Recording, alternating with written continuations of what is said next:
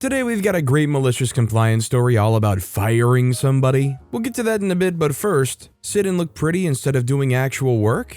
Okay. For the sake of clarity, I'm going to say I work in an industry which is similar to warehousing, same logic in the grand scheme of things. In my branch and several surrounding branches, there were only 2 staff members to keep the place running, so we all have casual uniforms. Just a polo shirt and appropriate pants and footwear. I mainly do administration work and have a team member who works in the back end of things, but I'm capable and willing to jump outside when required of me. Examples of me needing to work in the back would be if we have a huge rush, or if I need to send my teammate to help at another branch, or out on the road to collect stock and I have to fill in for him while he's gone. It's a pretty good setup because working outside really breaks up the monotony of being stuck at a desk all day, and it's easy enough to do both parts of the job when I need to. Some genius in the head office decided he wanted to change the uniform for any and all admin staff to something a little more corporate and dressy. I can only describe this uniform as a 3-piece suit made with the heaviest fabrics known to man. Suddenly I've gone from wearing a polo shirt, which is comfortable and easy to move around in,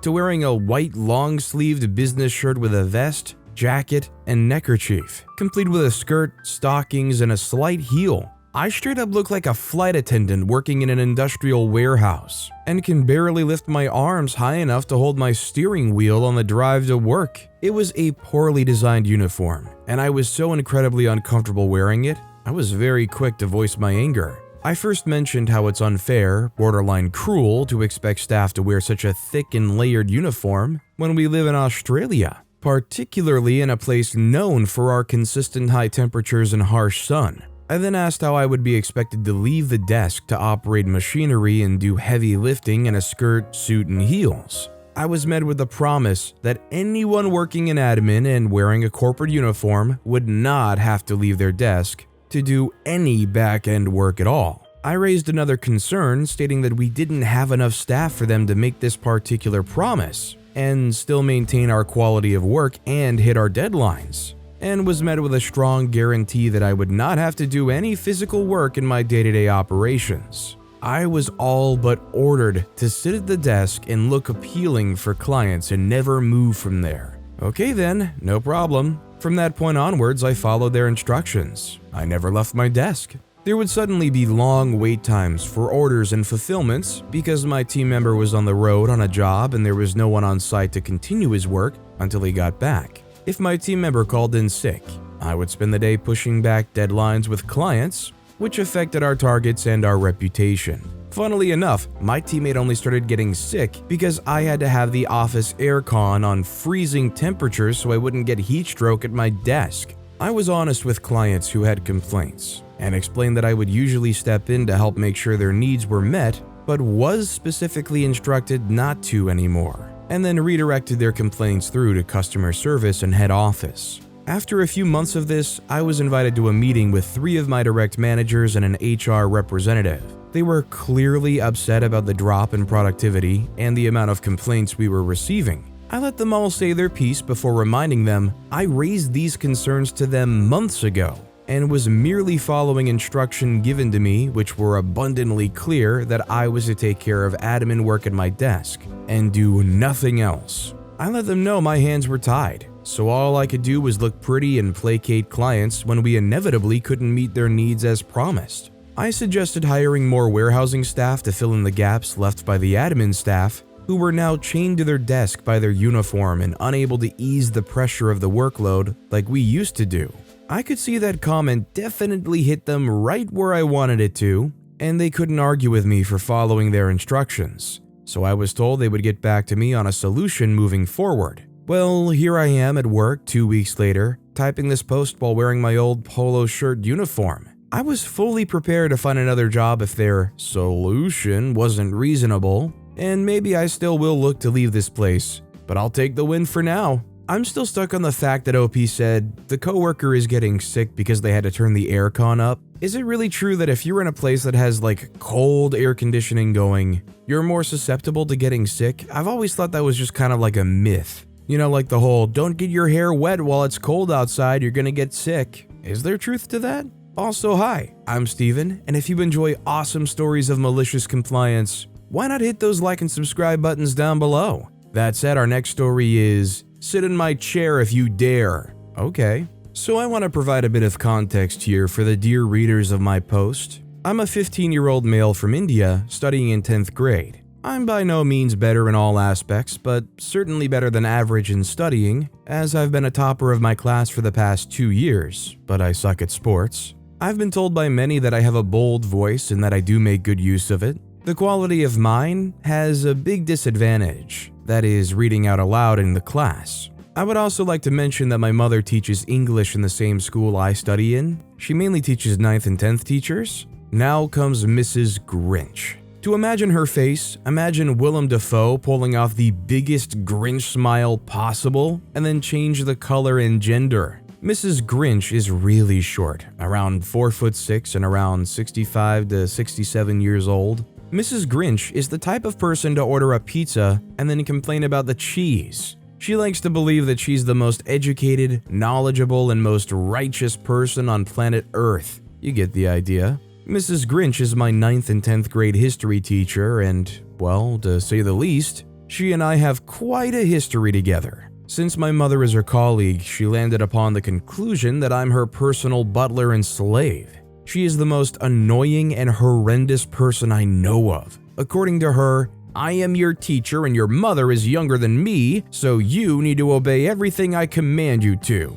Yeah, those are her actual words. For her, I'm required to read just as she wants me to, be ready to provide a book for her, arrange pencils for her in class, answer all the questions, help her make the examination papers of my grade, thankfully not history, it's an optional subject, economics, and I study computer, and then allow her to berate me in front of everyone for really petty reasons such as drinking water. One of her main characteristics is to not know an actual freak about what she's teaching. So she's very often wrong, and I like to point it out. On one fateful day, however, I lost it. Who could listen to their parents getting berated in front of 32 other students? She kept going on about, if you think you're better than me, then come and sit in my chair. After every calculation I made in my head, I came to the conclusion, would it hurt me 10 years later if I do comply to her? The answer was a solid no. While she kept on going with that petty mouth of hers, I got up, picked up my water bottle, drank a dramatic sip,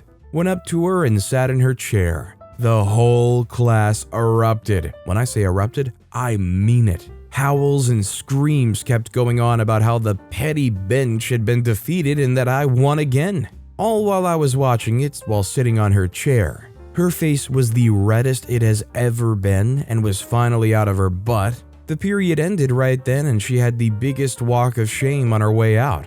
Well, I did get an earful by the principal, but it was completely worth it. See, I don't even understand why OP really can get an earful from the principal on this one. She said a very subjective statement. If you think you're better than me, then sit in my chair. Well, how can you yell at a kid for subjectively saying, yeah, I think I am better than this teacher? What is the principal yelling? No, the teacher is better than you and you can't sit in her chair. You're just mid. Our next story is 5 minutes late is inexcusable. This was from my first job in a family-run SME where the husband was the director and the wife was the GM. It was a very toxic workplace and I'm very thankful I left the job 5 years ago now. I dreaded every single day at that company. As it was my first job, naturally I tried to work harder and worked late into the night without any overtime compensation very often. A little bit of background, I'm not a morning person but I don't mind working late usually. One time we were working on a project and I was trying to prepare everything ahead of time. My official working hours were 9 to 6, but I usually find myself getting dinner and going home around 11 plus. Those few days, I started to report for work a little late, about 5 to 10 minutes past 9, and my boss, the director, called me into the room and gave me flack for it. Cue the malicious compliance. If the working hours meant so much to him, I should adhere to it strictly. From that day onwards, I stopped staying late past office hours and worked strictly from 9 to 6. He clearly notices it because he called me into his room for a chat a week later and told me he noticed that I've been going home early recently. I told him I've just been on time. He couldn't do anything to me because I've been delivering results. The day I threw in my resignation letter, he called me into the office for an awkward conversation. He says, "Have a seat." fiddles with resignation letter on his desk. I sit down with a very happy expression. 10 minutes of awkward silence. They say, "So there's nothing I can do to make you stay?" I said, "Nope." 10 minutes of awkward silence. "Just know that if you want to come back to this company anytime, we will have the door open for you." I said, "Okay." 10 minutes of awkward silence. That is all. Time and time again, there are these employees who are literal rock stars at their job doing great work, and they nickel and dime you over the 5 or 10 minutes you show up late while you're working so much overtime. It just goes to show that even when you go above and beyond, sometimes people just aren't going to respect it enough until you're gone. Our next story is, put the balls back? Okay. I'm going to start by saying yes, we did go into property that wasn't ours and taking things that weren't ours, but a deal could have been made to make everyone happy. When I was like 10, my dad took my brothers and I out to a golf course to search for golf balls. This course sits right along a highway outside of town a bit, and in particular had a thick tree line separating the highway from some key holes. We've played there several times over the years, and knew from personal experience how many balls would get lost into those trees. We parked on the highway, and with plastic bags in hand, made our way down the embankment into the tree line. We started slowly finding balls, but then it really picked up. We had hundreds of golf balls by the time it started to get dark, each of us with 2 to 3 grocery bags full of golf balls. We finally crept out of the trees, back towards the car where a woman stood. My dad, being as polite as he can, greeted the woman, who then let us know her sister owned the golf course, and that we were trespassing. Yep, we were. My dad reasoned we could split the bills and give half to the clubhouse, golf course, or offer them up to the clubhouse for a quarter each or so. The clubhouse can then give them a wash and resell them for $1 to $2. The woman did not like this. She did her best to scare us into handing the balls over, but my dad wasn't that type of person. After threats to call the police, she insisted that we can either give the balls to the clubhouse or you can put them back.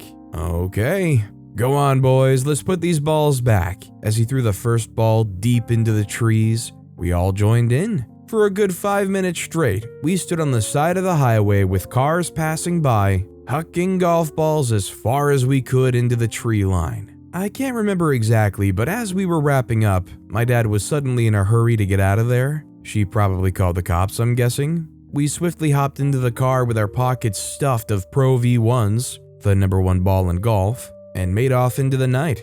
Again, we were doing something we had no right to do, just could have gone another way that would benefit everybody. When I was younger, I actually lived near a golf course, and this golf course definitely had patches of property, or not even part of the golf course's property, that had a tree line that was pretty rough and nasty looking, lots of leaves built up. And as a kid, I would just go through there all the time and pick up all these golf balls. I had like a giant container just filled with golf balls that for years we didn't even do anything with. It was just kind of a fun hobby because it was like hit all the way out of the golf course way off to the side. Our next story is, fire this person that doesn't work here because they can't help me. Hey everyone, got a short but sweet little story for you from the other day. So I was shopping in my city and went into a small business store there that I like to get my dice and tabletop games at. I frequent the store pretty often and have become acquainted with the owner. We chat during my visits, and as I'm one of those, I put the items back on the shelf after I'm done looking at them type of person, it is understandable that this lady might have confused me with an employee. Quick info, the owner only has one employee, who wasn't in that day, and the store isn't too big. Easily manageable for one person alone, no uniform, just name tags. Following conversation ensues. Lady says, "I'm looking for game." I don't remember exactly. I said, "I don't think they have it here," but the lady cuts me off. "Then where can I get it?" I said, "Sorry, I don't know, but..." "How can you not know? Do your job and tell me." The owner joins us due to the commotion. "Sorry, is there a problem?" The lady says, "Are you the manager? Your employee here refuses to tell me where I can find game. You should fire them." The owner looks at me, smirks, in the best customer care voice says, "OP, you are hired." The lady's confused and me catching on, I said, "Oh, cool, thanks." The owner said, "You refused to help this lady?" I said, "Sure did." He said, "You're fired." Ah, dang. The owner to the lady said, "Now, what did you need again?" Never seen someone look that much like a fish and then huff and puff out of a store. Honestly, one of the best encounters of my life. Thanks for reading, hope you enjoyed. Honestly, going forward, it would definitely be my primary game store as well because that owner sounds like a joy to be around. I just love being around people who are that quick, but also so polite and harmless about it too. But with that being said, that's all the time we have for today. Now, if you want to hear another awesome malicious compliance story, check out that video on the left. Or if you missed my latest video, check out that video on the right. That said, I'll see you all next time with some more stories.